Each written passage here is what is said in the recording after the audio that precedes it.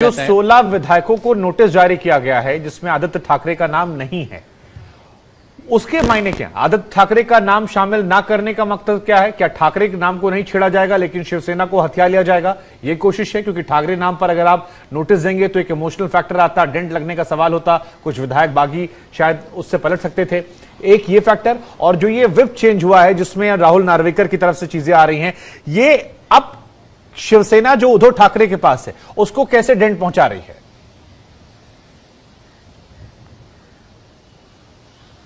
जी बिल्कुल, जहां तक 16 विधायकों को नोटिस देने की बात है जिसमें आदित्य ठाकरे का नाम नहीं है, लीगली अगर आप इसे देखें तो ये प्रिंसिपल ऑफ नेचुरल जस्टिस के खिलाफ है। यानी कि अगर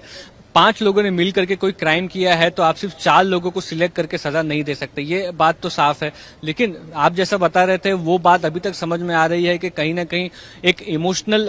बॉन्डिंग है, या कहीं ना कहीं वो सेंटिमेंट को डेंट नहीं करना चाहते कि हमने एक ठाकरे के खिलाफ कार्रवाई की, इसलिए आदित्य ठाकरे का नाम उस लिस्ट में नहीं जोड़ा गया है। लेकिन बात तो यही है कि जो व्हिप जारी की गई थी उसमें एकनाथ शिंदे के खिलाफ आदित्य ठाकरे ने वोट किया है, तो आदित्य ठाकरे ने भी वही किया है जो बाकी 16 विधायकों ने किया है, जैसे कि सुनील प्रभु हो गए और बाकी के लोग हो गए शिवसेना के जो विधायक हैं। तो ये लीगली कितनी बात टिक पाएगी ये तो आने वाला समय बताएगा, लेकिन कहीं ना कहीं इमोशनल फैक्टर को ध्यान में रखते हुए ये मूव लिया गया, ये बात बराबर है। और दूसरी तरफ कहीं ना कहीं उद्धव ठाकरे कैंप के जो शिवसेना एमएलएज हैं उनके ऊपर ये प्रेशर बनाने की कोशिश है, क्योंकि अब लेजिस्लेटिव मान्यता स्पीकर ने दे दी है एकनाथ शिंदे को, तो अगर बात नहीं मानेंगे तो आपको सस्पेंड कर देंगे, ये भी डर एक जो उद्धव ठाकरे के साथ एमएलए है उनको सता रहा है। जी, तो अब अगर कानून के जानकारों से आप लोग बात करते होंगे तो जरा ये बताइए, कानून के जानकार क्या कहते हैं कि उद्धव ठाकरे जो ये इमोशनल बात कह रहे हैं कि हमारा तीर कमान कोई ले नहीं सकता, ये बहुत लोग आए गए, ये तमाम बातें जो हैं ये पब्लिक के लिए अच्छी हैं, लेकिन कानूनी पहलू पर ये कितना खरे उतरते हैं वो भी तब जब शिंदे मौजूदा दौर में मुख्यमंत्री हैं और ये देखा जा रहा है कि उनके प्रति शिव सैनिकों का आकर्षण जो है वो बढ़ता जा रहा है बगावत को लेकर। अब उसकी वजह कोई भी हो सकती है, लेकिन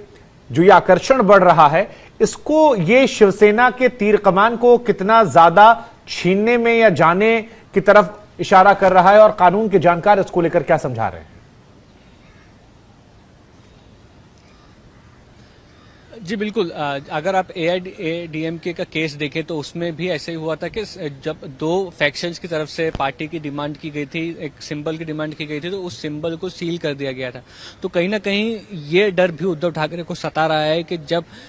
शिंदे गुट जो है वो इलेक्शन कमीशन के पास पहुंचता है, वो ये कहते हैं कि पार्टी असली तो हमारे पास है, क्योंकि आप देखेंगे तो स्टेट असेंबली में हमारे पास सपोर्ट है, लोकसभा में हमारे पास सपोर्ट है, कॉर्पोरेशंस जो है उसमें हमारे पास सपोर्ट है, पता नहीं कितनी ग्राम पंचायत और बाकी के जो लेवल के लोग हैं या शाखा प्रमुख हैं वो एकनाथ शिंदे के साथ आखिरकार जाए। तो ये बात जब एक इलेक्शन कमीशन सुने तो हो सकता है कि वो तुरंत फैसला ना सुनाए, वो ये भी कह सकते हैं कि सारे आने वाले चुनाव में जो तीर कमान का जो शिवसेना का चिन्ह है उस चिन्ह को आप सील कर दे। ये चिन्ह ना आप इस्तेमाल कर सकते हैं ना उद्धव ठाकरे इस्तेमाल कर सकते हैं, कोई दूसरा चिन्ह आप लीजिए उस पर लड़िए। तो ये एक तरह से उद्धव ठाकरे के लिए नुकसान ही होगा, क्योंकि पार्टी का जो सिंबल है वो जाने से एक तरह से उनको यही होगा कि पार्टी सिंबॉलिक तरीके से चली गई। दूसरी एक बात है कि सेना भवन जैसे कि पार्टी ऑफिस हो गया, Eknath Shinde camp party office पे भी क्लेम कर सकता है, क्योंकि अभी तक ऑफिशियली शिवसेना से इन सभी लोगों को, चाहे वो एकनाथ शिंदे हो, दीपक केसरकर हो या बाकी कोई और विधायक हो,